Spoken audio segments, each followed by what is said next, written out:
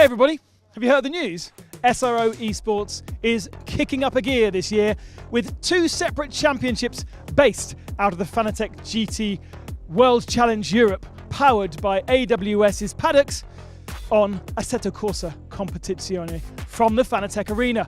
So much excitement coming into 2023. Let's go take a look.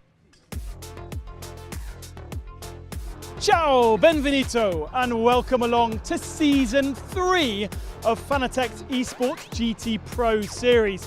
And we're back here at Monza, the legendary Monza, which coincidentally was where we very first kicked off this 2 years ago. But thanks to Fanatec and AK Esports, so many things have changed.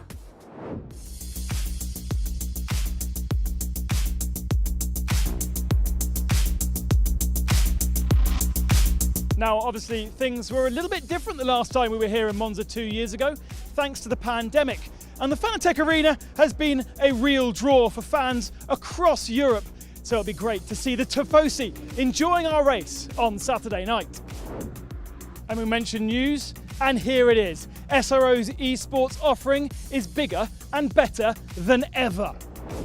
The thrilling Fanatec Esports GT Pro Series returns for its 3rd season, featuring real-world GT3 drivers battling it out using 24 cutting-edge Fanatec sim rigs, with points scored being applied to the real-life Fanatec GT World Challenge Europe powered by AWS Teams Championships. Nowhere else in the world blurs the lines quite like this, where sim racing genuinely contributes towards real-world success in an international championship. For this year, the class format will be expanded, so drivers from the real-world Gold Cup class can compete against their Pro and Silver class counterparts. But alongside that, there will be a second sim racing championship, the SRO Esports Sim Pro Series. This new contest will pit 24 of the world's leading professional sim racers against each other across a second 60-minute race on Sunday morning.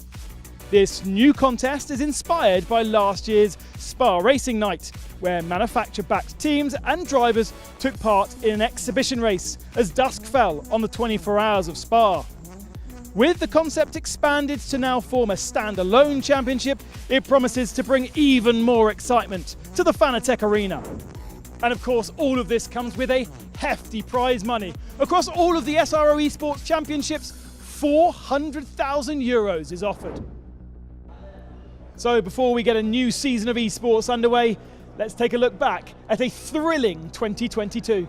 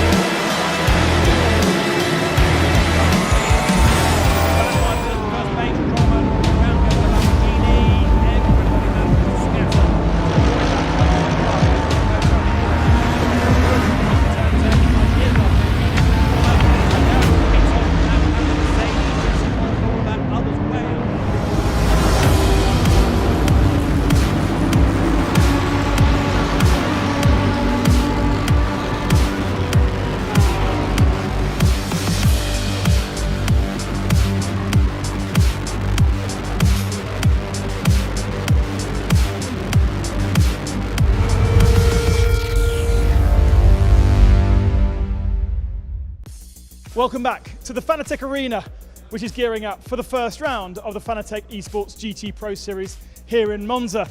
This arena and all of its kit inside weighs nearly 50 tons and houses the 24 sim rigs, provided by AK Esports and our partners. And this arena has seen plenty of action last year, most notably, of course, for Rafael Marcello sharing with the car with Danny Uncadella, his teammate, for Akkodis ASP's championship title. Rafael, you're back for another year. You love it in this Fanatec arena? Yeah, I mean, I'm a nerd, let's say, since I was a young kid with Gran Turismo 1, PlayStation 1. So I mean, when I can be involved in the simulator, for sure I want to do it. Yeah. You have a rig at home? Yeah, I have two. Okay. One that works mainly for like PlayStation Gran Turismo 7 with a Fanatec Podium. Then I have the other one with like some other stuff. And now I'm actually changing a bit because I sold my 3-screen 32-inch and I bought 3 41-inch. So a bit bigger, but I still have to fix everything. How much practice do you do at home for this? I mean, like luckily I'm like quite often on track. I do like 28, 29 race weekend per year. So mainly I'm every weekend on track. For sure when I have to do something a bit more professional, I try to train, but there is not so much time. But normally I also do it for fun, so I'm often on the sim, yeah. So when you arrive here in the Fanatec Arena, you're just naturally that fast straight away? I mean, fast. I mean, there are many faster drivers than me in the simulator, but because you need a lot of practice.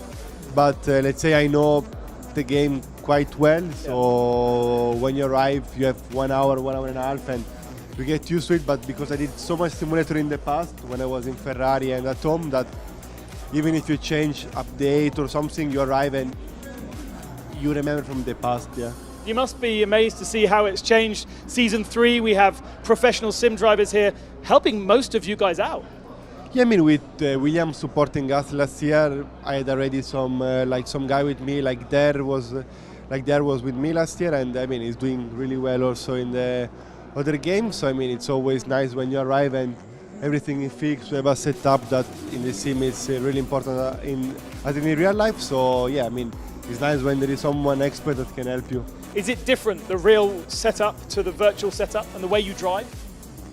I mean, the setup, yeah, because I mean, in the sim you can drive so much that you can find some bug, something that maybe is not realistic, but like in the real life, when you can find something maybe not legal, let's say, that makes you quick and people doesn't know, cannot find, like the gray area, you use it. So I mean, in the simulator there is a different kind of gray area, but it's normal when you want to win, you try everything. And what did the Akkodis team think of your performance, your points that came out of here and you gave to the real world team for the title? I mean, I actually don't remember if with these points we were champion or not, but we got many points, me and Danny. So for sure, if you have a bad weekend or something, there is a way to recover or to gain even more. So for sure, it's not easy because we are quite busy on track, and when you do the race here, then you go straight on quali. You need to adapt a bit. It's not super easy, but I mean, it's always extra points. So for sure, the team needs and is help when we have them. Rafa, thank you so much for spending some time with us. Thank you. Can't wait to see how you get on, because the field is stacked this year with professional racing drivers participating in a virtual world. So this year we have 2 championships on the agenda, giving you double the action. And just like this historic track, we'll be blending some old and some new. And just like this banking, it could be a steep learning curve. Will there be epic action? You can bank on it.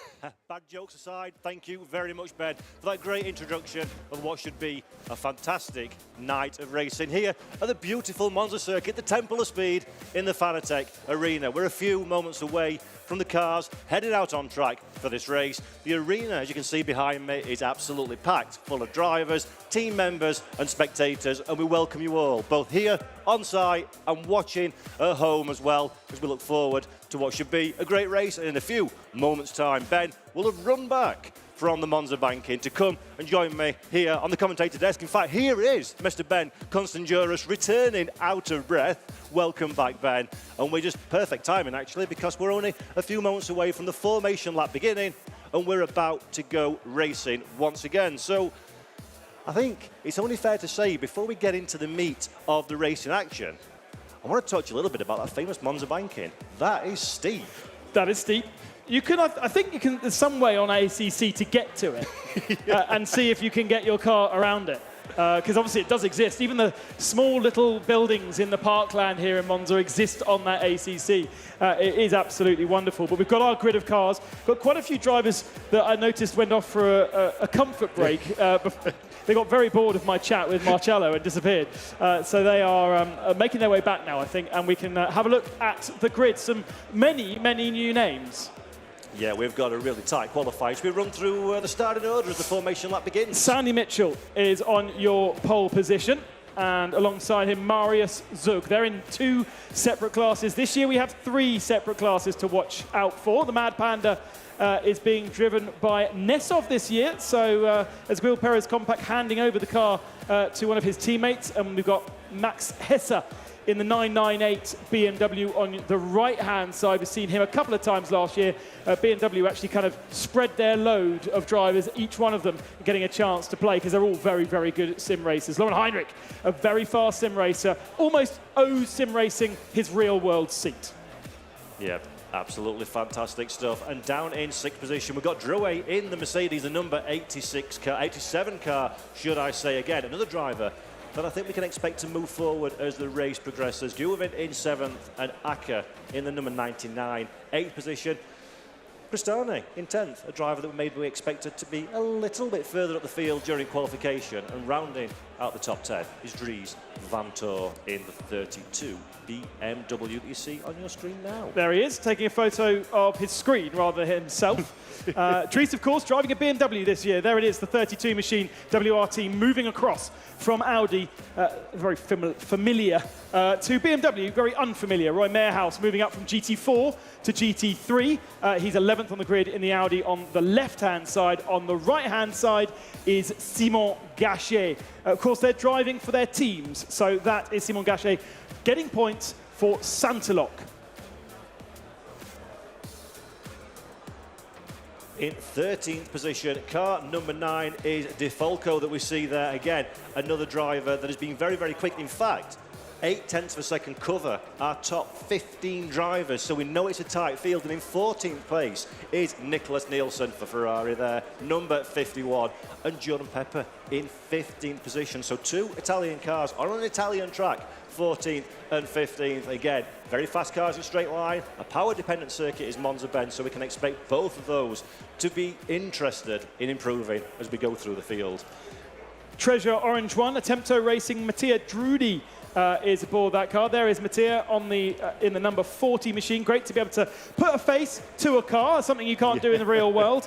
And alongside him is Erwin Bastard, the other GT4 European champion from last year. And he is driving the other Santilok entry, the 26 silver class entry. In fact, he is that silver class driver. Then we have Charlie Fagg for Optimum Motorsport in the gold entry on the right-hand side, and Leonardo Pulcini for Iron Lynx in the left. He is also racing in the gold class. 3 classes this year, we'll get onto that a bit more in a second. Yep, so representing Pro in the number 11 car is Gilles Magnus, racing for ComTU Racing. There we go, we see him on the right-hand side of your screen. He lines up 20th on the grid, 1.5 seconds away from the pole position earlier in the day. Daniel D'Amato is 21st, driving for the Dynamic GT Huber Racing Porsche 911 silver class driver. And then the final 3 drivers in 22nd position. We have got a Pro Class McLaren 720S GT3 for Garage 59, which is Nikolai Karlgaard, and the final 2, Ben.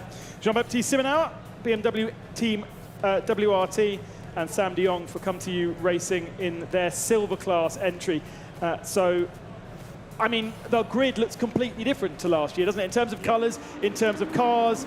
Yes, we do have Lamborghinis, and we've got Lamborghinis Ferrari Lynx. We kind of, they were obviously Ferrari last year. WRT were Audi last year. Now they're BMW. And what that does is it changes the relationship that they have with the sim teams, because we do know BMW have been very influential, especially with the BMW Junior team last year in helping set those cars up.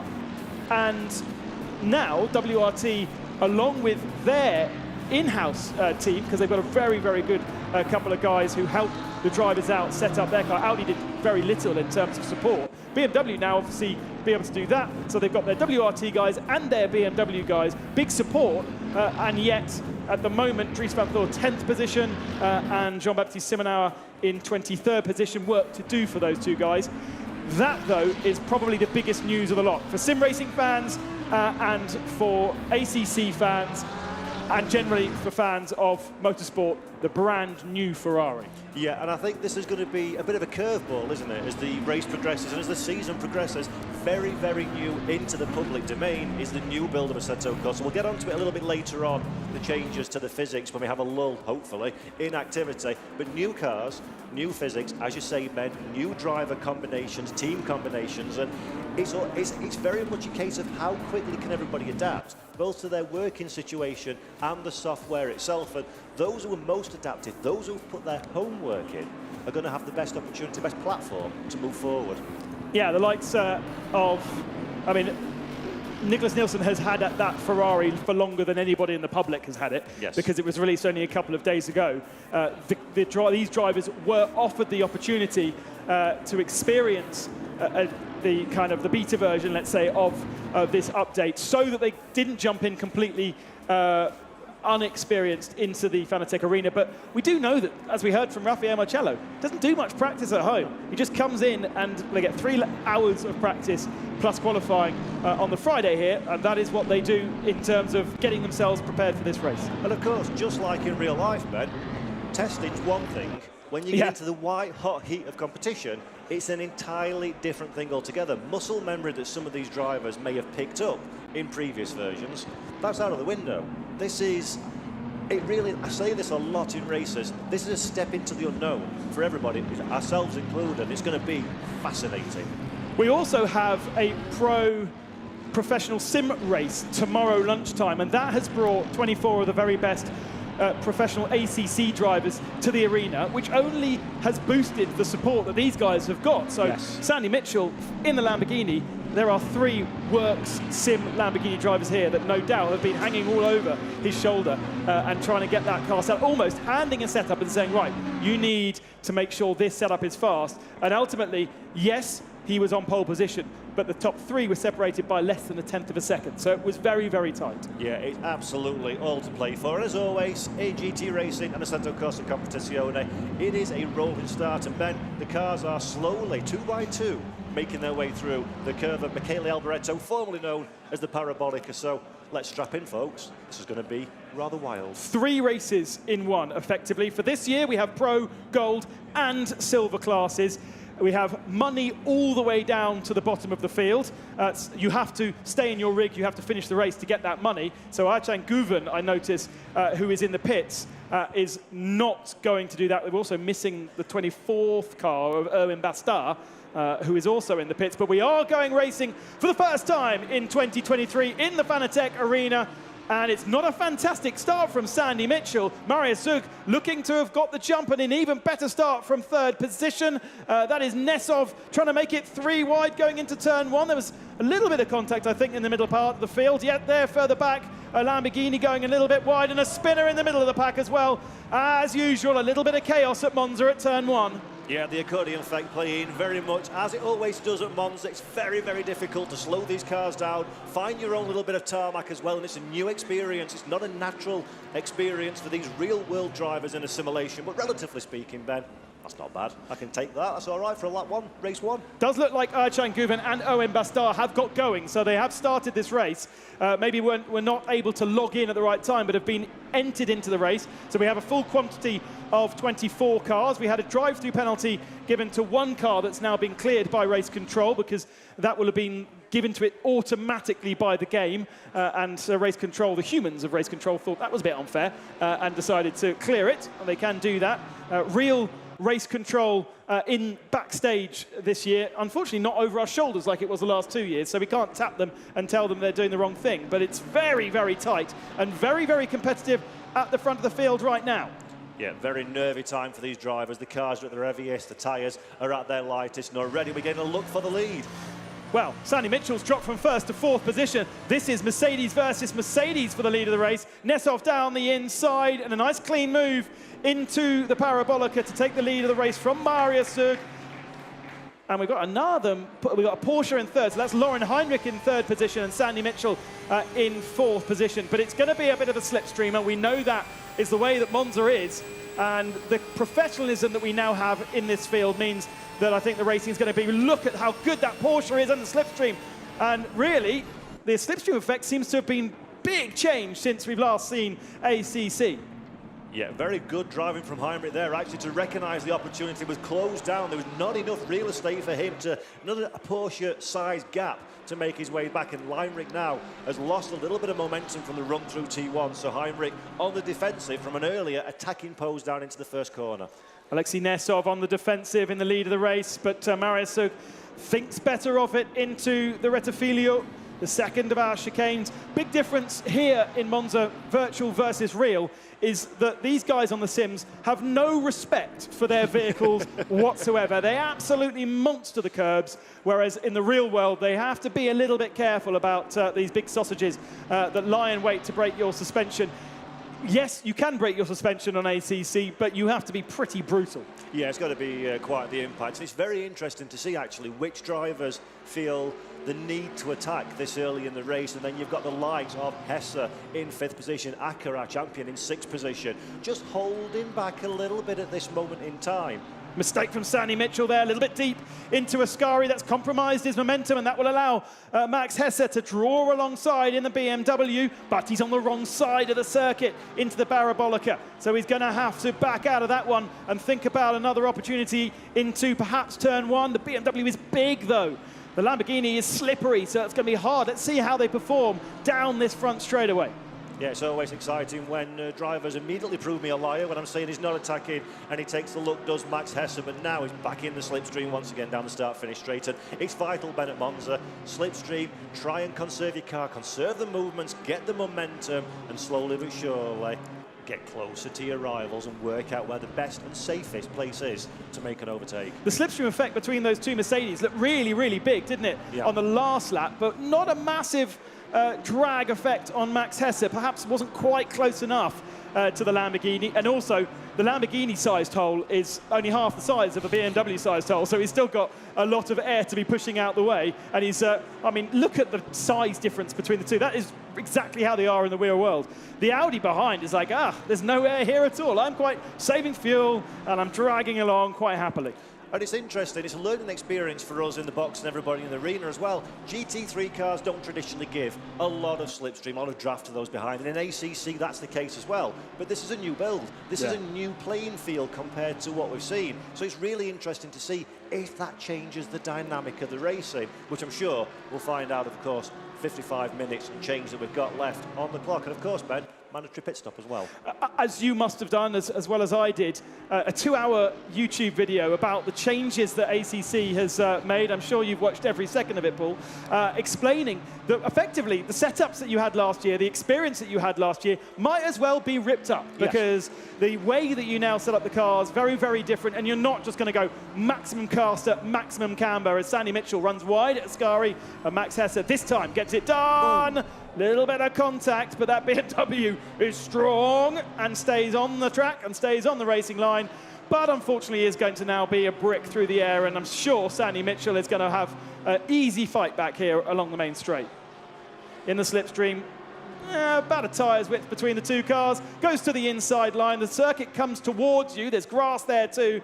But Max Hesse gives him the space, and into the first corner, Sandy Mitchell a little bit earlier on the brakes. They all get backed up against each other, and somehow Max Hesse has held on there. Great stuff. Yeah, that is fantastic driving. They're all so nervy at this early stage in the race. Mitchell not quite committed enough on the brakes, and Max Hesse very, very strong there, but he's under pressure once again now, because that is Akker trying to buy into the fight in the 99 Audi. Alex Acker, our Silver Cup champion from last year, looks to the inside and should be able to claim the apex. Of course, the drivers, unlike in the real world, have a kind of a radar system where they know where their cars are. They know where there's an overlap, so you can't just turn in and go, I didn't know he was there.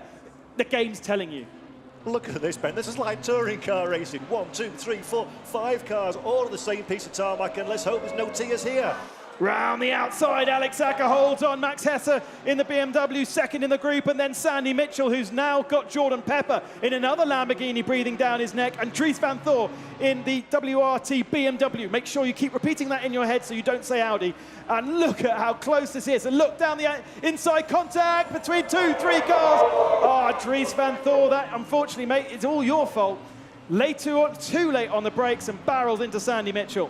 Yeah, that's a real shame for Mitchell, down to 13th position at this moment in time. May even drop a little bit further, hopefully. There's no damage there, and he'll be looking just to check out the car over the course of the next few corners, make sure everything is all right, as we see Mattia Drudi now, 6th position in the number 40 Audi, under a little bit of pressure from the cars behind as we go through the curve. Michele Alboreto, but Ben, I mean, we get this in real racing, we get it with the sim racing professionals as well, but it's so hard for the for the real world drivers to have that awareness of what's happening around them. The sensations they're used to just aren't in a simulation. Yes, but as you well know, there is a radar system that tells them where those cars are. So, in a way, you've got no excuse. That was Dries making a mistake into the Ascari and missing his braking point, basically.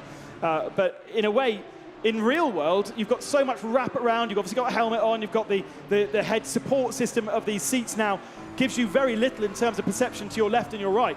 Unfortunately, on the sim race, as soon as you draw alongside another car, the little radar comes up and says there's a car to your left, shows you when there's an overlap, shows you when there's not. There is no excuse. So we were riding momentarily on board there with an 8th position Dries van Thor, but interestingly, Nicholas Nielsen from 14th on the grid in the Ferrari up to 9th position. So that's been a great start for Nielsen, currently holding on firmly inside the top 10. And it's so important, the higher you finish, the more cash you can win. And that is incredibly important. There's something to race for in every part of the racetrack, in every position on the racetrack. And good start so far for Nielsen, but let's see if that Ferrari has got enough pace over a 60-minute stint, which is a question we just don't have the answer to yet. Yeah, a massive thanks obviously to Fanatec for providing some of the prize fund for this series, for tomorrow's series, and of course the online series that exist across the year, because now there is prize money all the way down to last position. Last year we saw quite a few drivers kind of, let's say, bail out of the race after a big incident. Now if you do that, you don't get your check. You have to stay until the end of the race. Also, the other incentive is we've now got 3 classes. So points from 1st to 5th in 3 different classes means we've got at least 15 of these 24 cars that can score points for their teams in the Real World Championship. And actually, we have seen Nicholas Kiergaard in the pits for the last 2 laps, and Diamato is also in the pits. But looking around the arena, I'm pretty sure that Nicholas Kiergaard is still here. So he's not actually, he's showing he's in the pits, but he's waiting maybe till the end of the race, and then he'll go out. And it's a real shame for Kiergaard that the accident and the damage has been incurred now and not during the regulation mandatory pit stop window, because everybody has got to stop in this race. Everybody's got to cut down pit road. It's a 10-minute window in which you need to make a stop. And they've got to put a minimum of 1 litre's worth of fuel in the car. So that would have been ideal for our 2 drivers that are in pit lane to marry those 2 situations together. But sadly, as you say, Ben, that could well be the end of their competitive outing here today in round 1, which is a real shame, because this is the virtual, I know, and they race on the real tracks, but it still means a lot to everybody. You give a racing driver a race car, and they will go racing against their rivals, come what may. So if you do the maths then, you can see that the gold drivers, they're the ones with the red numbers. We actually only have 5 of them entered into the race. So Jean-Baptiste Simonauer, down there in 18th position, he will still score points for WRT in the Gold Cup in the real world. Remember, these points are taken from here into the real world. Great run here from Alberto De Fuoco through Ascari. Looks to the inside. That's the right place to be for the Parabolica. This is a change in position for gold, and he moves up into 3rd position with a slightly later on the brakes and holds the position. and the crowd clap. There's something you don't hear in your bedroom, Paul. Yeah, absolutely. It's fabulous to see the crowd. The Fanatec Arena is absolutely packed, and our drivers are putting on a great race. But DeFalco got the job done, but it's not done because coming down into T1, once again, that Lamborghini, very slippery in a straight line. A little bit of an overlap, not very much. Pulcini's going to have to be very brave on the brakes, and he does. Back down the inside. Does he get the apex? No. Oh, there's contact. Oh, that's really unlucky contact as well, because I think he kind of almost bounced into the path of the Audi. And they continue to fight another day. As I said, only 5 gold cars. They absolutely need to go to the end of the race, regardless of what happens to them. Further behind, Simon Gachet battling with Pulcini now. Gachet up to 12th position. Pulcini trying to get back past after being spun around. It probably didn't make any damage, did it? He's trying to turn in there, and Simon was still there. Well, just to change subject for a moment, news from race control. Alex Hacker has got a drive-through penalty for contact with car number 99 on the opening laps. He'll have to he's go, number 99. He's number 99. Car number 87, sorry, on the opening lap, which is Drouet currently down in 15th position. So Alex Hacker, in the next 3 laps, Ben, will have to go through pit lane on the pit lane speed limiter, and it feels so slow here at Monza. Big, big penalty for that transgression earlier in the race. Oh, that's a shame. We ride on board with Nicholas Nielsen in the brand new Ferrari, making its debut here in Monza in the real world, and making its competitive debut sim racing tonight with Nicholas Nielsen, the works Ferrari driver, fresh from WEC in hypercar, not only racing out there in the real world for the 3 hours of Monza, but also in our sim racing world, and he's going to pick up quite an easy position there. Roy Mehrhouse running quite wide out the Parabolica. There is an overlap. Now let's see how slippery that new Ferrari is. The 296 GT3 just looks so good. He has the overlap. How brave can he be under the brakes? Oh, wow. Good work from Owen Bastard there. Managed to be a little bit later on the brakes and keep that position. 3 different categories though, Nielsen and Mehrhouse. Dries van Thor, sorry, the same category as Nicholas Nielsen, which of course is the pro category with the most numerous cars in that particular category. But it's a silver driver, or it's a silver team, I should say, that leads at the moment with Alexei Nesov. And that's clever racecraft from Nielsen there. Didn't try and force the issue too much. It's better in these situations to live to fight another day. We've still got 46 minutes left on the clock. There's plenty of racing to do. There's some strategy as well. Just keep the car out of trouble, keep your nose clean. And that's intelligent from Nielsen. And I'll be keen to keep my eye on him as he progresses to see if he can use that racecraft to move a little bit further up the field as things progress. Here is Alexei Nesov. Sorry, no. Jean-Baptiste Simonauer down in 18th position with Owen Bastard and Ayachan Guven behind. We haven't spoken about Ayachan Guven. Not only is he an absolutely epic real-world works Porsche driver, he's also an absolutely epic sim racing professional driver for Porsche, but usually not on this particular platform. And you can see that lack of experience kind of shining through a little bit in this race. 20 position is not where would have expected Guven to be, but have expected him really to at least be running in and around the top 10. And it's so hard, Ben, as we've seen by the way that Acker is now going to serve that drive-through penalty, so his name will drop down the timing tower. But it's so difficult swapping between platforms as well, isn't it? They've all got the nuances, they've all got the little things that are different about them, and Guven there being a perfect example, down in 20th at this moment in time. Yeah, we haven't seen a huge amount of support from Porsche with ACC. We haven't even really seen their Coanda team participate particularly strongly. Josh Rogers, who was kind of the linchpin of that team, initially got involved, didn't he, and disappeared to focus on other things. So this is Sam de Jong, 15th position, under pressure from Thomas Drouet. He's just got past Drouet. Drouet with a little bit of damage from that lap 1 contact. Looking left, looking right, trying to find a way through. Is he later on the brakes? Yes, he is. Dives down the inside, and Drouet back up into 13th position for the moment. Yeah, very nice driving there. Good overtaking manoeuvre, not too aggressive. Gave each other racing room, and that's exactly what we want to see in this competition. The more drivers that can finish, the better it is for everybody. It's experience, it's points for your team. It's all about fair competitions. We're looking now at Guven once again. We said he was in 20th, Ben. Suddenly, He's in 18th. Obviously, one of those positions come courtesy of Akka serving his drive-through penalty, but already starting to inch his way up the running order. Yeah, so Guven actually qualified in 7th position, only 3.5 tenths off the pole position, but he was started out of position and so got reset back to the pits and had to start the race from pit lane. The same was for Owen Bastard. Remember I said that the two cars were appearing to be in pits, well they were in the pits, and they started at the back of the field. So Bastard and Guven now making their way up through the field. Bastard should have started in 17th actually. So at the moment Bastard is ahead of Guven. He is that car there, both leaving, braking very, very late. And they're catching Sandy Mitchell. So Mitchell, I'm presuming, has a bit of damage on that Lamborghini because now down in 15th position. Considering he was on the pole, that seems a little bit curious. Yeah, Mitchell seems to be hemorrhaging lap time at this moment in time. Not really got the car where it needed to be following dramas in the opening race. But look how fast that Porsche is in a straight line. But there is no Porsche-sized space into T1. There's no space at all, is there? Cars side by side with each other. It is quite narrow as well. It's amazing how narrow these racetracks are. When you see them on TV, they look massive, and then you get to them and go, how do you even get round that corner? It's so tight, especially turn 1 and 2 here in Monza. That chicane is mighty tight with those big sausages.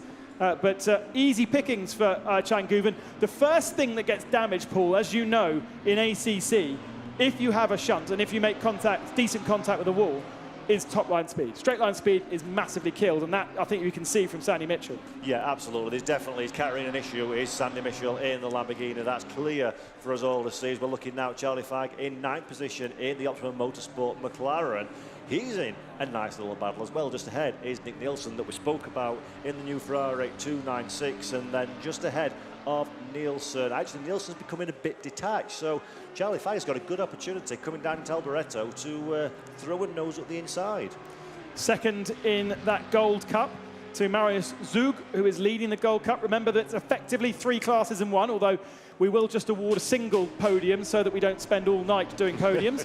But we do have those 3 different classes and points awarded separately in the classes. So Charlie Fagg will make this move on Nicholas Nielsen, and it will put him up into 8th overall, but it doesn't really change the amount of points he collects for Optimum Motorsport in the real world. Remember, they collect 5 points for the win, down to 1 point for 5th, and those points get added to what those teams collect in the real world. And last year, when we had Beechdean here, we had Nicky Team participating. That team, Beechdean, after 3 rounds, had no real-world points, but they had 15 virtual points, thanks to Nicky Team doing all the work, and actually accrued a decent amount of money also for their Christmas party. Unfortunately, they then pulled out, and it was only the last round where Nicky Team lost the lead of that particular class because he was so dominant. But at that point, the team itself had never scored a single point in the real world. So it was, that's why this Fanatec Arena and the marriage between the virtual and the real is so important, and I think more and more these teams are realising it. Yeah, you mentioned it in the intro show at the top of the show tonight. It's incredible how the two worlds are colliding and they're supporting each other both physically on site, the drivers helping each other, and the way that a performance here today can impact the real world racetrack. And we all know it's difficult to score points in elite competition in GT racing. This is a great opportunity for a lot of drivers to really help their cause. Well, number one, 50 cars we have, 55 cars on the real world grid for tomorrow's 3-hour race. Only 24 cars on the starting grid of this, because if you have 2 cars in the same class, you're only by regulation allowed to enter 1 car. So if WRT have got obviously 2 pro cars in the real world race, if they entered 2 pro cars into this, then they would be an advantage because they would collect potentially more than 5 points maximum. So if you've got 2 cars, then you can only use 1, and you can choose from the 6 drivers from the real world to pilot that 1. Now, is this a battle for position? I think it might be. Pulcini and Drouet still going at it for 12th spot. Yeah, there's a little mistake there from the Lamborghini. Ran wide on the exit of the corner, but luckily for him at least, the Lamborghini is very quick in a straight line, immediately to the inside to defend T1 as well. So that's a clever bit of racecraft from those two. But that Mercedes is so quick off the corners, Ben. And look immediately, Drouet alongside him. Will he even get the job done before we get to the second chicane? He is on the right part of the circuit. He'll be on the inside for the braking zone. Has to go the long way round Curva Grande, but it doesn't compromise you too much. Now he just needs to be a little bit braver on the brakes, and he is. The car wiggles around, and he gets the job done. Yeah, very nice. A round of applause from the audience in the arena as well, showing that it's a good job, well done. And so interesting, isn't it, to see how alive these GT3 cars are. You said it there, the live pictures. The car's moving around on the brakes. It's not a straightforward drive for these drivers, is it? It's they're not moving around as much as Thomas Jackemeyer's GT2 Mercedes. If you were watching the GT2 race earlier on today, that thing looked like it was on very soft springs indeed, and Thomas was doing a great job to keep it on the tarmac. Our Fanatec boss participating in the real world as well as the virtual. And watch out for their second race tomorrow, GT2, preceding the GT3 race. A reminder, we've got a spinner. That is Sam de Jong in the Come To You Racing Audi, facing the wrong direction. De Jong down in 16th, but more crucially 4th in class. And I think he'll lose that 4th position to Cristani, who was just behind him. Yeah, de Jong was very fortunate not to get collected there as well, so he'll live to fight another day as we're looking now at Nielsen side by side. A little bit of kiss as well, just to let you know you're there. And through goes the 51 and round goes the 51. We've got a roadblock. Oh no. Charlie Fagg and De Fulco into each other. Charlie was basically on the brakes trying to avoid that, wasn't he? Yeah. And again, it's so easy to do when you're in the middle of the racetrack like that, when you're so vulnerable to being collected, and that will be a substantial impact, damage, and then race over. Real shame for Nielsen now. Back in to 13th position, and Guven just behind and around the outside, another place lost. Massive shout out to the organisers of this to encourage all these drivers to keep with it, and we've only had 3 retirements out of the race. We're not seeing out on track anyway, and much better than what we had last year, where we would sometimes reduce the field down to about 12 cars by the end. And it also means it provides us with a lot more drama and action, because ultimately the most entertaining motorsport is where the drivers are at the very limit of their abilities with their cars, so that mistakes happen. And I think quite a few of these pro drivers in the real world are sometimes slightly struggling with the sim world, especially at the tail end of our field. Even though there are some 100 and something drivers out there in the paddock, some of them, not many of them, willing voluntarily to come and stick their 9 out on the sim racing world. And actually, I do want to give credit to those that have gone out there and put their reputation. They've come here, come outside of their comfort zone.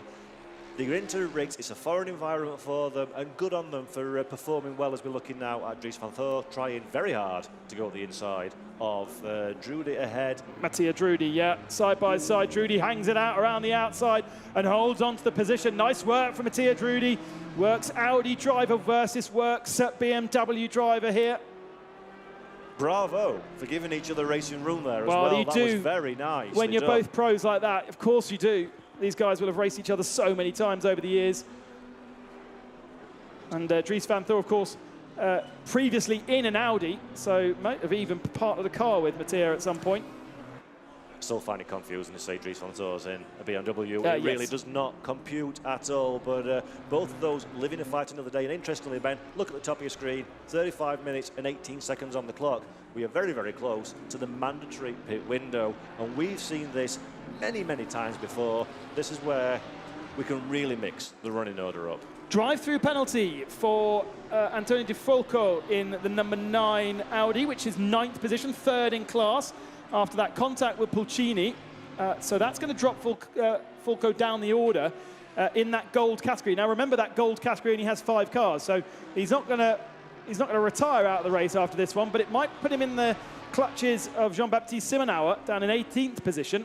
And it will certainly promote Pulcini back up into where he was when that contact occurred. 3rd in gold, Fagg 2nd, and Marius Zug 1st in that class. The silver class is led by Alexei Nezov, who is our race leader. 2nd is Roy Mehrhaus in the number 10 Audi. And 3rd is Owen Bastard, would you believe, in the 26 Audi, as we've got pit visitors beginning.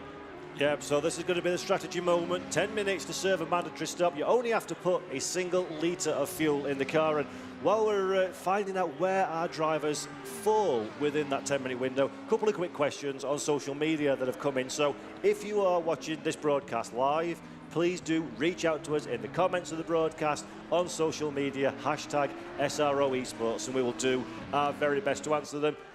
Question number one, Ben, I'll ask you to answer. Nice, easy one. Are these real drivers or sim racers taking part? These are real drivers. These are the drivers from the real world 3 hours of Monza, the opening round of the Fanatec GT World Challenge Europe, powered by AWS. I got it all right this time. It takes me a long time when I'm filming those pieces to camera. And they will be racing in that tomorrow. They are counting and collecting points for their real world teams. There is a proper crossover here between this race and what will happen tomorrow afternoon.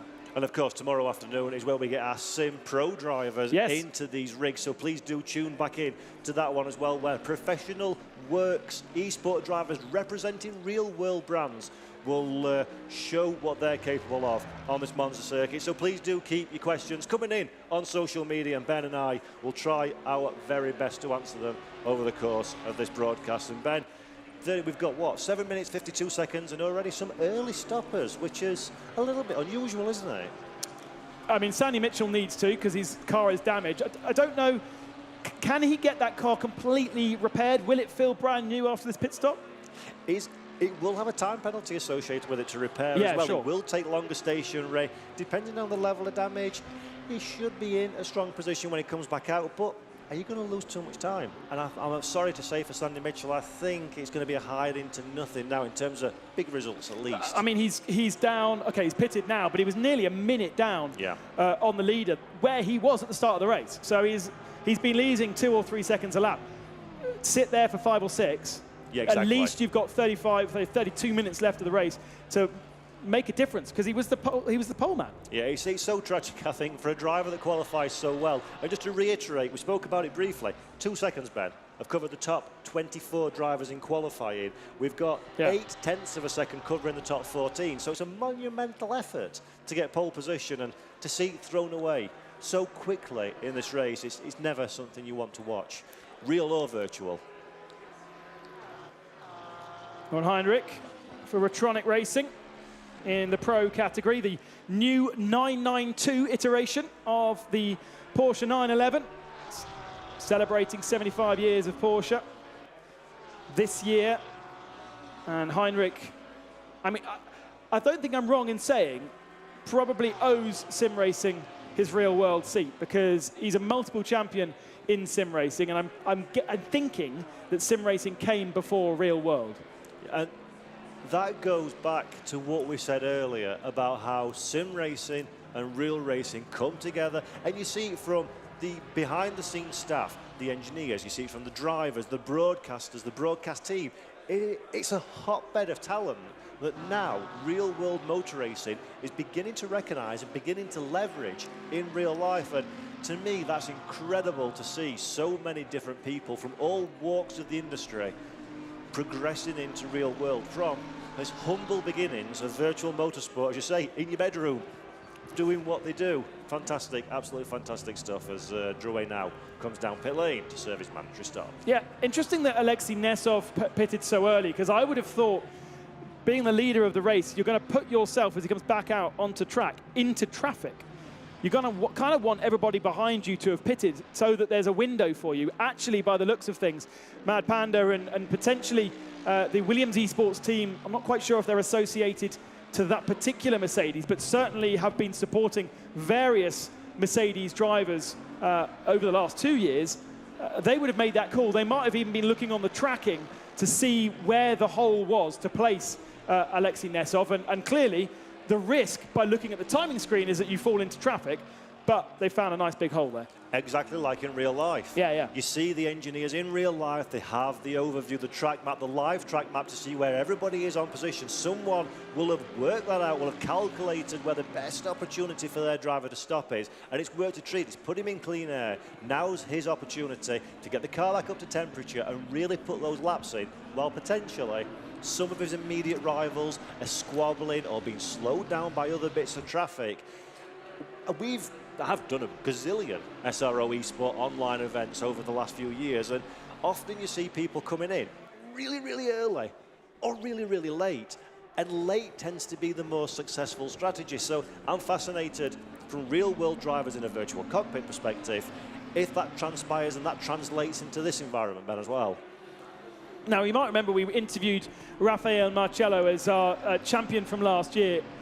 He is able to enter this race, and Akkodis ASP would be able to put him in a car. Thomas Drouet is the driver who is aboard that car for this weekend. So although he is not part of Drouet's lineup in the real world, he is part of that team, and so he could have been placed in that car, and when we may see him in other rounds. But it was very interesting to hear that when he was talking about jumping from real to virtual, very interesting to say you really do have to reprogram your brain, because it isn't the same, and you can get distracted. And even I've heard one of the drivers here blame dehydration on racing in the Fanatec arena and lack of concentration because of that for their real. I mean, racing drivers are fantastic at making up excuses, but that was a really good one. I'm not doing the Fanatec Arena esports race because last time I dehydrated and therefore wasn't as good in the real world.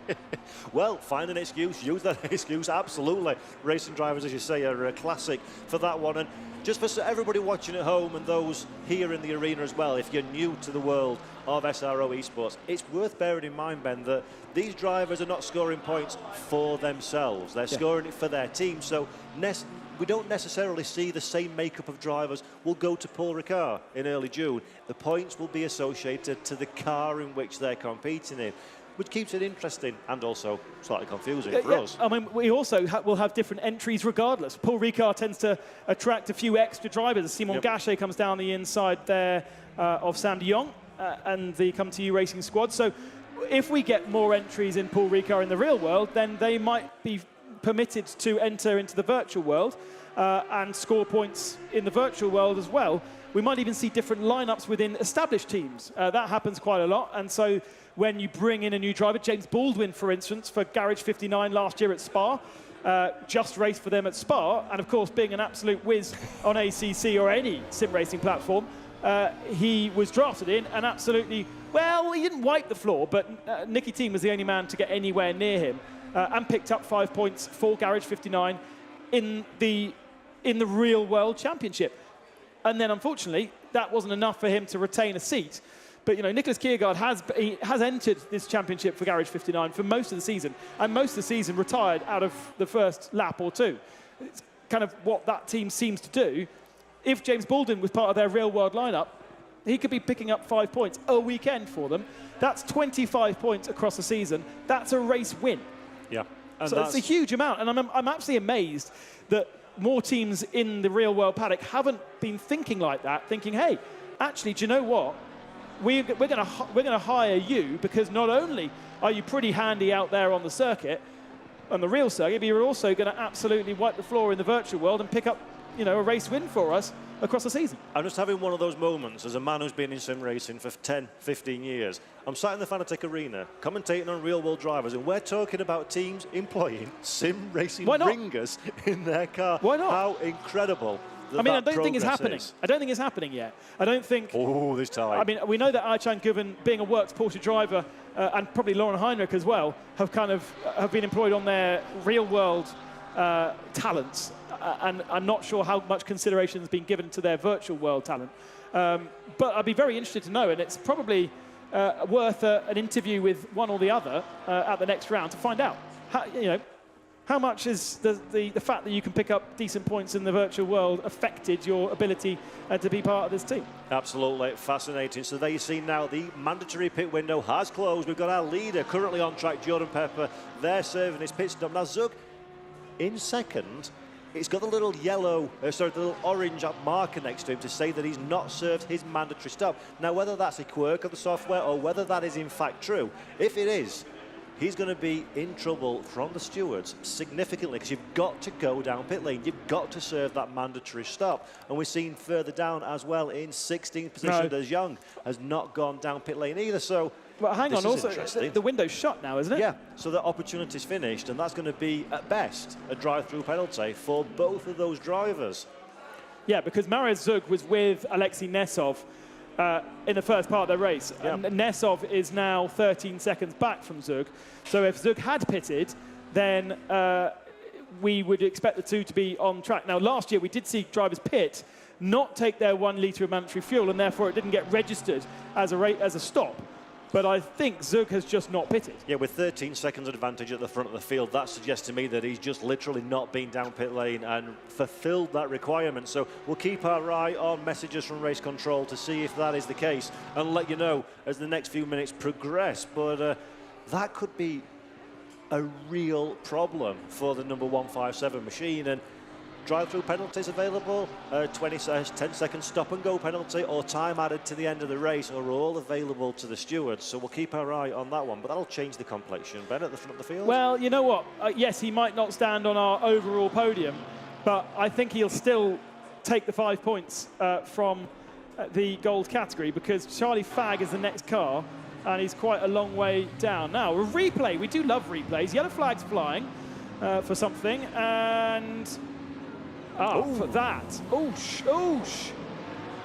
So that's the reason why the 56 D'Amato has a stop-go penalty, but he also has actually retired out of the race.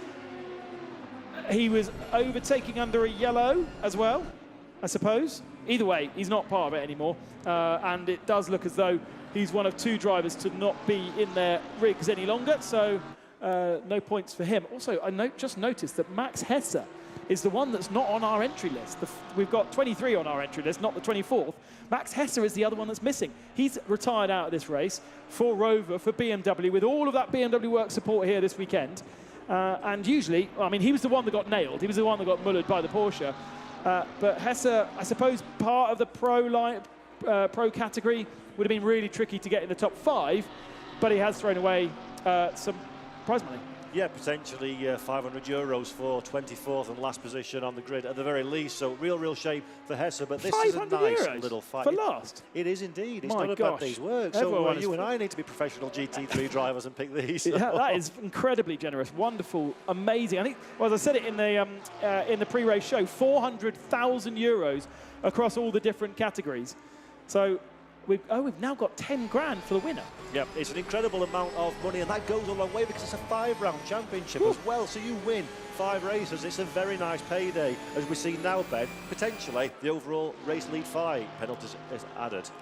Lauren Heinrich, Alexei Nesov. Lauren Heinrich to the outside, Nesov to the inside. Can't get it done there. So that's Nesov up into 2nd position. Heinrich drops down, but Nesov is a little bit too wide, running very wide, trying to keep the momentum going, but Heinrich will have the inside land. Now slots into the slipstream. We saw the Mercedes providing a good slipstream earlier on, and Nesov hugs that white line on the inside to not give a Porsche width to Lauren Heinrich on the inside. Heinrich goes around the outside, though, and gets the car stopped, and then claims the 2nd apex, and that is a lovely move.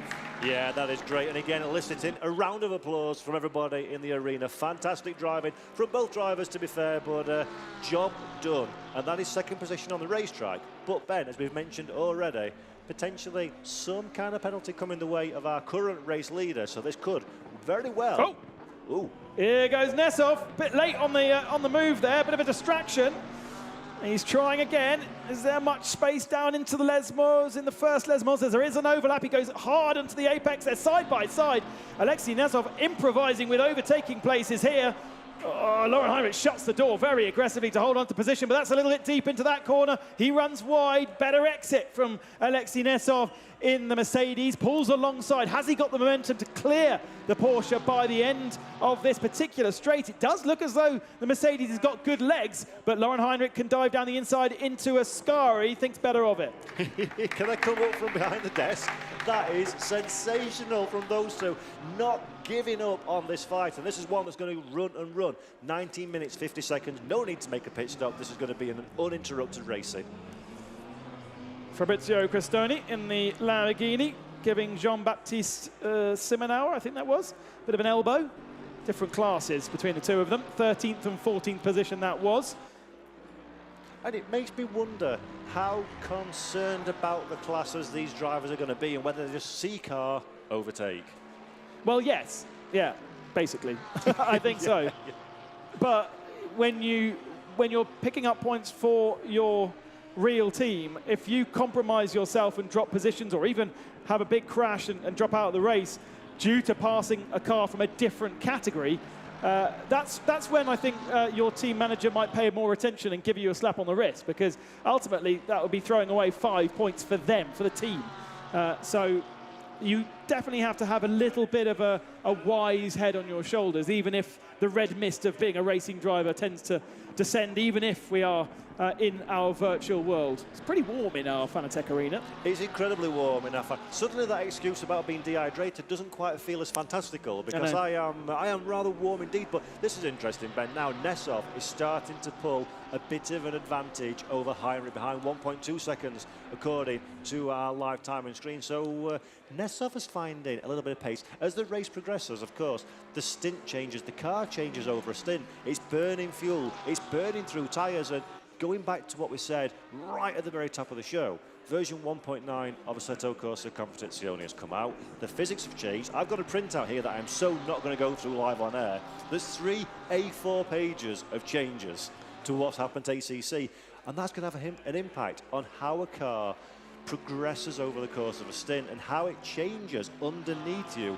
And because of the relatively limited time our drivers have had to experience this, it's half guesswork, half preparation, realistically, isn't it?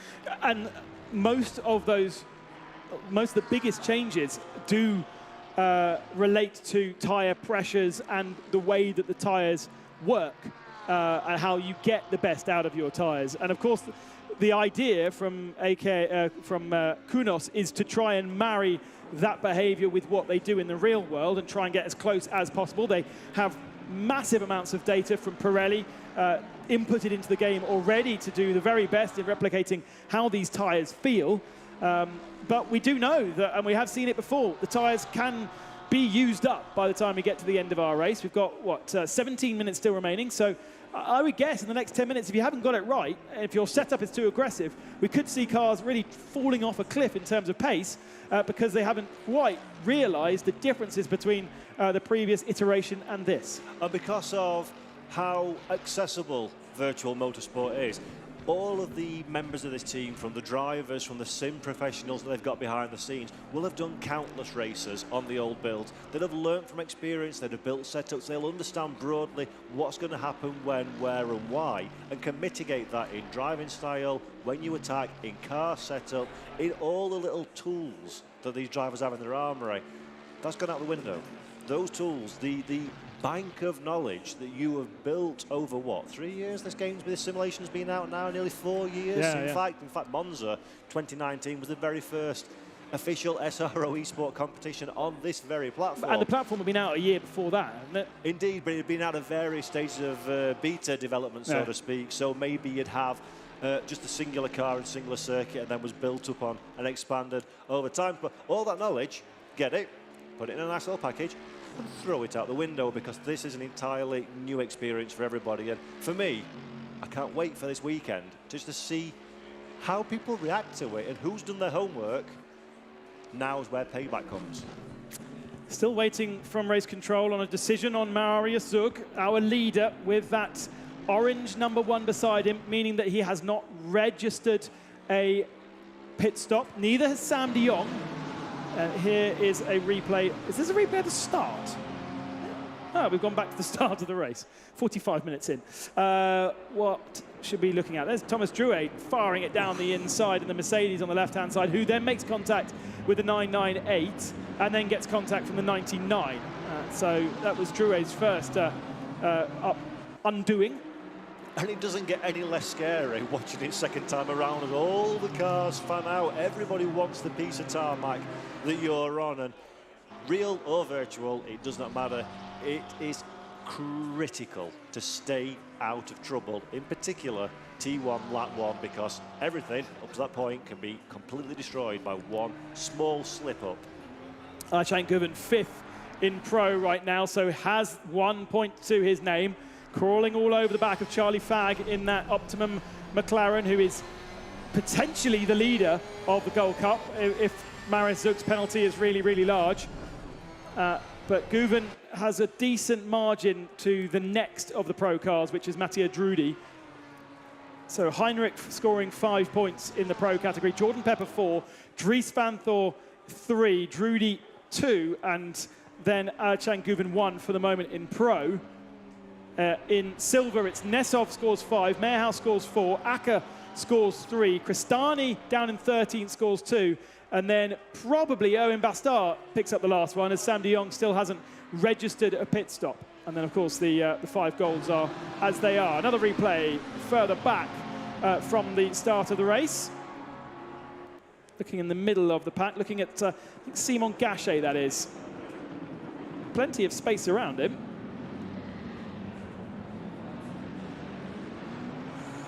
Very unlucky, though. Kind of gets pushed off and parked up. Oh, dear. I don't like to see that, because it just looks a bit silly, doesn't it? Yeah, and it's so easy, though, because so many... Oh, Guven now going to the inside, into the chicane, gets the job done. Can he get the car stopped? Yes, he can. And that Porsche, that's not looking bad at all at this stage in the race. It's very calm and planted and under control, not scrabbling around there, was it, to try and find the balance and find the grip? Yeah, Guven and Heinrich definitely would have been on the phone to Coanda and the Porsche Junior Sim Racing team to make sure that this setup was absolutely bang on, even if that team has not a huge amount of experience with ACC. You will help your mates at the very least.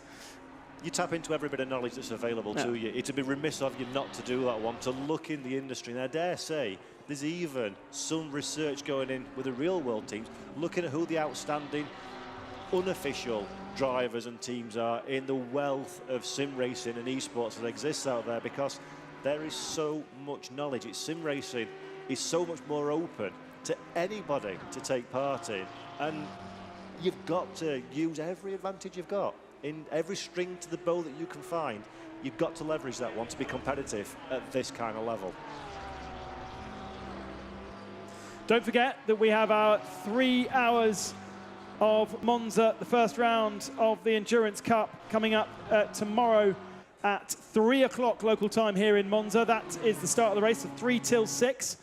Got GT4s and GT2s on the support card. And of course, we have our sim racers participating here in the Fanatec Arena. I think the time is 1 o'clock local time. The program will start at 12:45 with qualifying. You'll be able to watch the 15-minute session and then the 1 hour race from 1 o'clock local time here in Monza with 24 of the very best sim racers. Names you will have heard of and know from the online series, but you might never have seen their faces, which is a problem that I have with all these guys knocking around. It's like, I know them on an entry list. Oh, you're Gregor Schill. Oh, right, okay. Yeah, exactly the same thing. The number of people that have come up to me and gone, Paul, and shook my hand, and I'm like, hello. Well, at least you're a presenter. Who are you? Yes, exactly, yeah. I recognise, I don't know, but then they say the name, and it's wonderful, isn't it? It's great. You touched again on this in the pre-show. It's great to be in the Fanatec Arena. Now, restrictions have been lifted. There are spectators, there are fans, and there are drivers, and motorsport and virtual motorsport bringing us all together.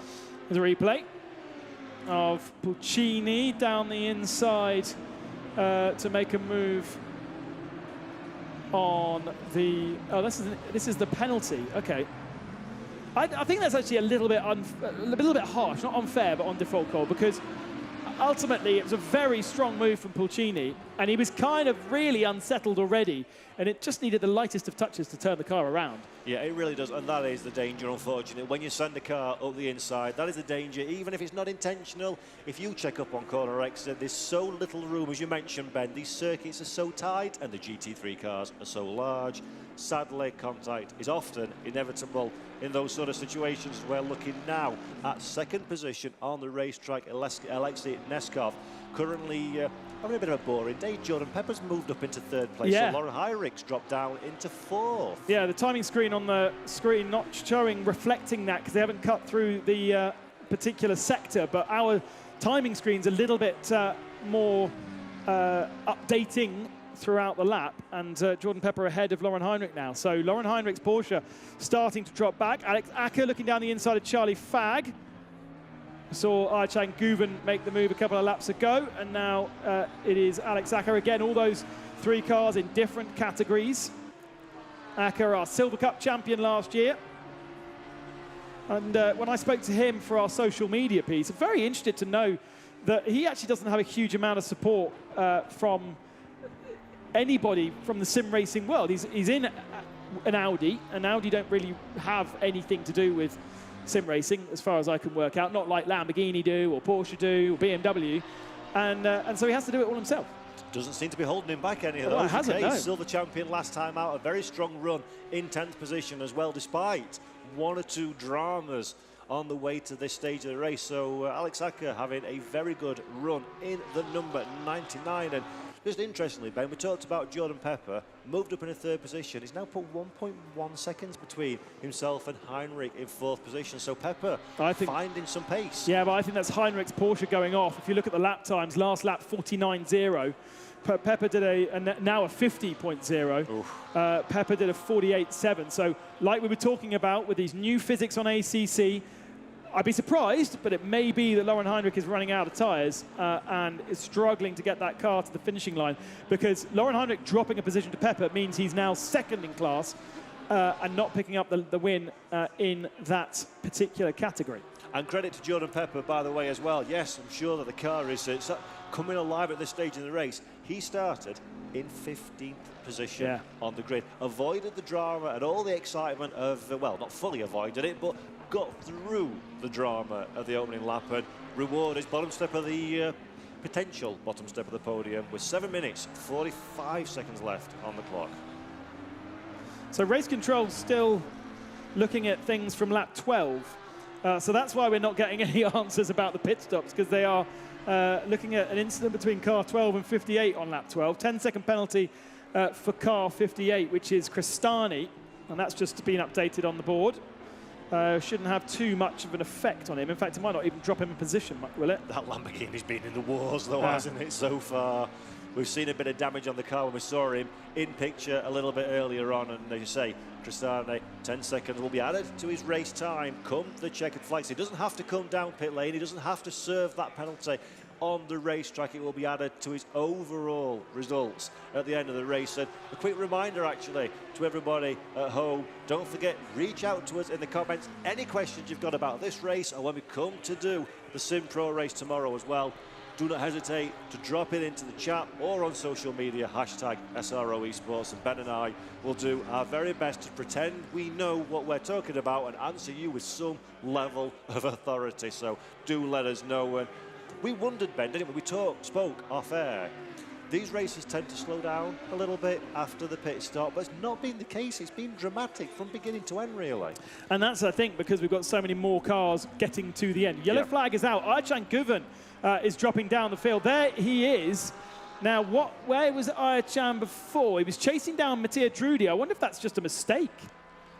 Yeah, I think he was in 7th position, if memory serves, and that is the curve of Michele Alboreto, formerly the Parabolica, that we see him slowly getting back up to speed on. So not sure what happened there, but we did wonder if Guven's started to run out of tyres, starting to run out of a comfortable situation, and that's not going to help. Lauren Heinrich potentially is doing that, and if Lauren and Ayhan have got the same setup, and you would assume that they would have something very similar to each other with the help of the Porsche sim racing team Coanda, then maybe they have miscalculated this just a little bit, and the car is becoming a little bit tricky to drive. You would not expect Ayhan Guven in the real or the virtual world to drop it, and it looked like a weird place to drop it as well. It looked like quite early on in the Parabolica. Yeah, I'm not sure if he had any cars around him. Hopefully we'll get a replay before we reach the checkered flag to investigate a little bit better. And also, hopefully we get a resolution on whether Marius Zug is going to win this race or he's going to get given a penalty, because the game doesn't think he's pitted. And I don't want to announce a podium that is not true. Well, there is a certain real-world Open Formula Championship that love to change results after the checkered flag, so let's see what happens in this one. No excuses. There's no excuses in the sim racing world. That's one of the beauties of it. Here is Marius Zug, though. We haven't seen him too much. The Winward Racing at Mercedes looks pretty. That's a lovely livery. And come what may, Ben, regardless of what happens with the overall result, it has been a very strong race from that Mercedes driver. Not really pit stop issue potentially aside. Put a foot wrong out on the racetrack, and driven a very clean, very concise race. Flashing the lights there, you can see maybe that's a back marker further down the road, or? No, I think what that might be, well, there is a car in front of him, but he also might be able to see himself on the big screen and thought, oh, I'll try that light. Unfortunately, he did pit, but did not put a litre of fuel in, according to our race control. So I'm hoping in the next 4 minutes, Stefano, you get a penalty for him so that we know where we're at the end of this race. Work, work, work. So easy to do, though, when you're not familiar with the platform, isn't it? Sim racing. This is not like real life. You've got to do it all yourself before you get down pit lane. So real shame if that's going to impact the overall race result. And maybe he knows that. Maybe he's seen it up on his screen, and now it's push time to try and build a gap. Well, to mitigate the issue. He'll see on the screen that he's still got that orange one. Whether he knows what that means or not. Oh, and Acker getting a little bit loose, a little bit wild, and round the outside goes Roy Mehrhouse, and that's a change for second position in silver. Lovely move from Roy Mehrhouse, and Alex Acker needs to fight back now, because that is one less point for his Audi, and one more point for Roy Mehrhouse. And fight back he does, Ben, showing his nose to the inside, but Mehrhouse covered the line, and now, Ben, this is a good opportunity in the draft. Attempto versus Boots and VDS. Really good exit out of Lesmo 2, drags up the hill. Here's Charlie Fagg's going to get part of this party as well. Can he go around the outside into Ascari? No, and really needs to hold on. They're still side by side. Not really advisable, but they managed to make it stick. Whoa, big slide from Alex Acker, and Charlie Fagg did a great job not to collect that accident. I would love to see the onboard of Charlie Fagg now to see just how big his eyes are after that moment, because that was as close as you're ever likely to get. But he's not, he's kept his foot in, and he's taken one position, and now he fancies the 99 as well. That could have been disastrous, and that's what I talk about. You know, Charlie Fagg could have just collected that Audi and wiped out his potential win in goal, depending on what penalty Marius Zug has. We now know that Zug did not refuel correctly. We're just waiting for the race stewards to decide what penalty he's going to be given. I think it's pretty kind of in the regulations, cut and shut. If you don't do it properly, then there is a set penalty. It just needs to be applied. Yeah, absolutely. So, I mean, it's without question the race victory now, sadly, is off the table for Zug currently at the front of the field. Well, maybe not. I mean, overall race victory, yes, but gold probably could still just about do it. What's the gap between Zug and Charlie Fagg? It's a minute. So he's not going to get given a minute penalty, is he? No, not at all. So there is a good opportunity, a good potential there. And oh, here we go. This is Guven down the inside, nice and clean, leaving absolutely nothing on the table. And 9th position is the reward with 1 minute 42 seconds left on the clock. Lexi Nesov, by the way, did the fastest lap of the race a couple of laps ago, a 47.33. So he's still got plenty in his Mercedes tank. We go on board. This is from Charlie Fagg, watching Alex Acker. And Alex on the outside here, off the racing line. And Fagg is right out of that throttle, isn't he? Straight away. Clever, though. Clever to recognise that that is a danger zone and not push his luck and try and steal the position. I mean, anybody who knows anything about racing is you don't really go side by side through Ascari regardless. But then if you're trying to go around the outside of a fast corner like that, you're not going to have the grip. You needed to open the wheel, run over the gravel. We're going 3 wide into the Parabolica here. Alex Acker on in the middle. And he gets himself ahead of Roy Mehrhouse. Mehrhouse drops the position, but again, runs a little bit wide. Mehrhouse is to the inside. Behind him is Aychan Guven. Guven's got the drive. Guven might get 2 here. It's not going to affect his position in his particular race, but getting straight back into it, Aychan Guven. And this is a gift that keeps on giving. So now the next opportunity down into the chicane, Ben, and will we get a pass? Guven around the outside. Don't need to be there, wise to drop back behind, and so he does. So again, as they were, 18 seconds left on the clock, this is going to go right to the checkered flag. Mehrhouse now buying into this one as well, on the inside for the Curva Grande, so gets the job done past Charlie Fagg. So Fagg now on the attack once again, down into the second chicane. 3 cars into a gap where only 2 realistically can go. Mehrhouse shows his nose at the inside, compromised at the apex, a little bit of contact from behind and in front. And Ben, somebody has eaten their lucky sticks this morning, because that could have been a disaster. So the game has given Marius Zug a 1 minute and 130 seconds penalty, and therefore Alexei Nesov is the first winner of 2023 in his Mercedes for Mad Panda. What a great idea from Alexei Perez Compact to put Alexei Nesov aboard this car. Jordan Pepper has come over the line in second position for Lamborghini. What an amazing drive from Jordan Pepper. He will also be the winner in the Pro class. Lauren Heinrich in second in that class. Dries Van Thor third in that class. And then Matteo Drudi. We're still waiting for the second silver driver to come across the line. And that's because they're having that mammoth battle. Here's Roy Mehrhaus defending from Charlie Fagg.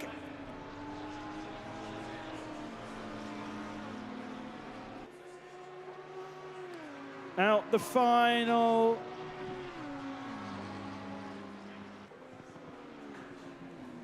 Just hearing our ear, only 15-second penalty for Marius Sug, so that the in-game penalty is going to be cleared.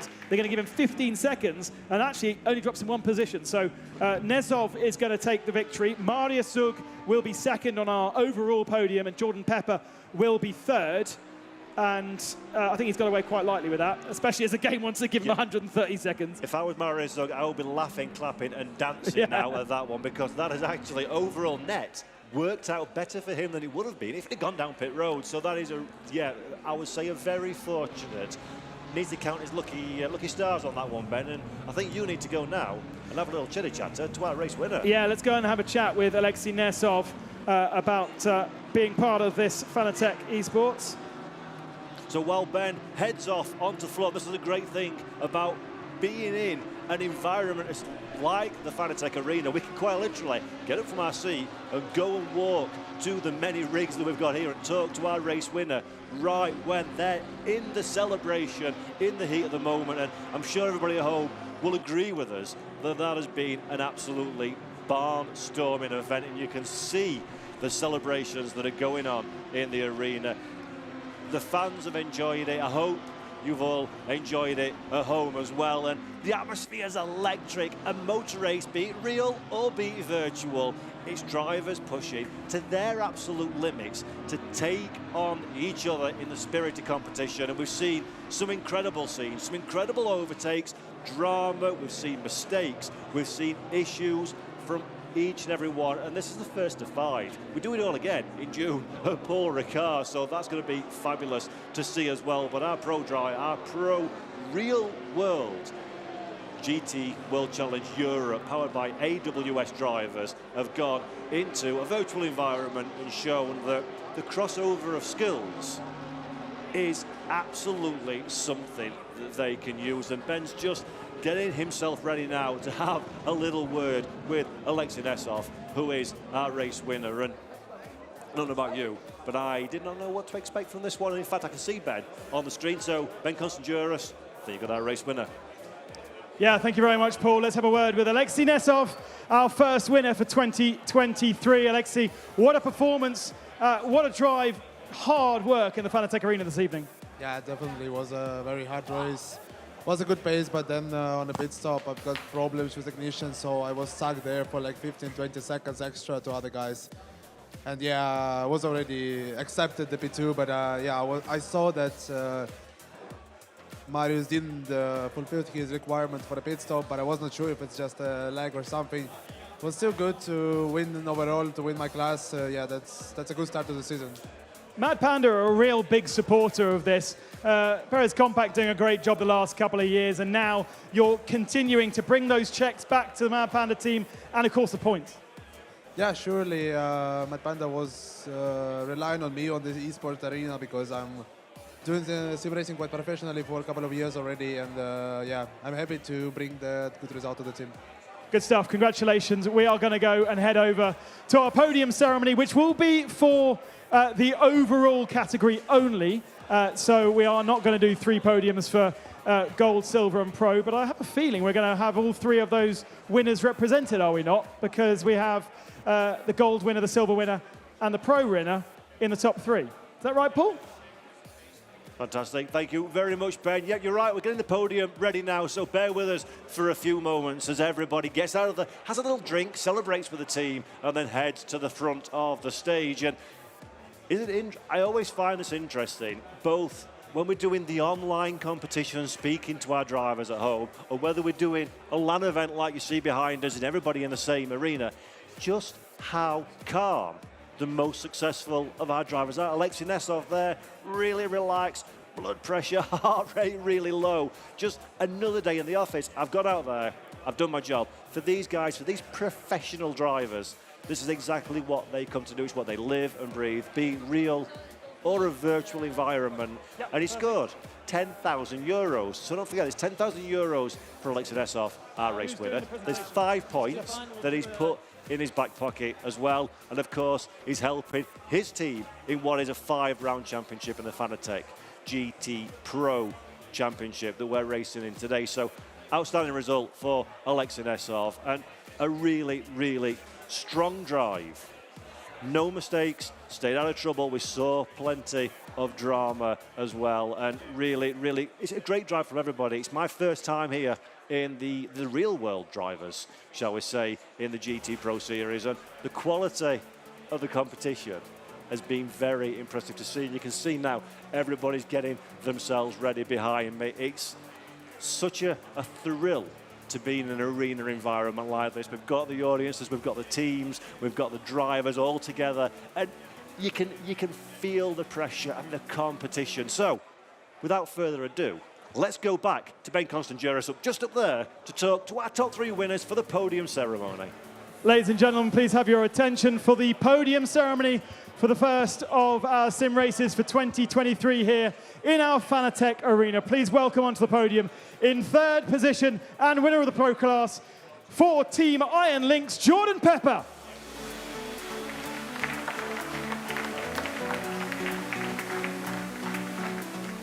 For 2nd position and winner in class, the winner over the line, but 2nd overall, for Winward Racing, Marius Zug.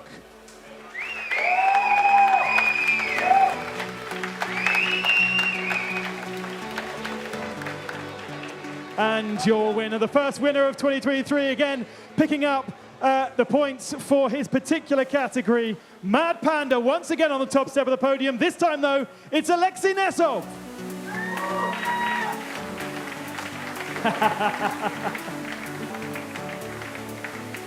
That famous hat, and look at the socks, ladies and gentlemen. Can you see the socks? Yeah, he's even got Mad Panda socks on. Right, let's get these trophies presented. Please welcome onto the podium the man who made this all happen, the CEO of Fanatec, Thomas Jakemeyer, to present the check for 3rd position to Jordan Pepper. 5,000 euros for 1st last year, this year for 3rd position because the prize pot is even larger. Let's now have Thomas to present the check for 2nd position. Stefan Rettel, the founder of the SRO Motorsports Group. To 2nd position, Marius Zug, 7,500 euros. And Thomas Jakemeyer will once again come onto the podium. 10,000 euros for the winner, Alexei Nesov. Look at that. Also down by your feet, this year's trophy. We've gone back to the steering wheel after a year of pedals. And I'll tell you what, they look quite heavy as well. Good stuff to our top 3. And our winners in each of the classes, in fact. We'll just have a few moments while the photographers take their photos. They can't take their photos because the cameraman's in the way. He needs to take his photo. There we go.